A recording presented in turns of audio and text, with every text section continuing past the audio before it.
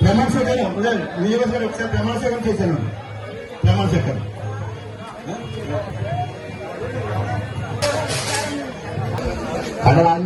నేను చైర్పర్సన్ గా పీతాయి సూర్యనారాయణ అనే నేను పర్సన్ గా ప్రమాణ స్వీకారం. తిరుమల అంటే చాలా పెద్ద సొసైటీ కింద లెక్క. మరి ఇప్పుడు సొసైటీని వ్యాపారాలు చేయొచ్చు, ఇవన్నీ ఉన్నాయి కనుక ఈ సొసైటీని అభివృద్ధి చేస్తూ రైతుల సంక్షేమం కోసం పాటుపడాలి అనేది నా ఉద్దేశం. మరి రామానాయుడు గారు కూడా రైతు నాయకుడిగానే ఎదిగిన ఇంత స్థాయికి వచ్చాడంటే అత్యంత రైతుల కష్టకాలు ఆయనకి తెలుసు. ఆయన యొక్క సహకారం కూడా తీసుకుని మీరు మీ ప్రాంతంలోనే రైతాంగానికి ఉపయోగపడాలని సందర్భంగా తెలియజేస్తూ కూటమి ప్రభుత్వం మొన్నే మరి లక్షలాది మంది రైతులకి ఇవాళ అన్నదాత సుఖీభావ వేయడం అనేది చిన్న విషయం కాదు. మరి 3,700 కోట్ల రూపాయలు వేశారు.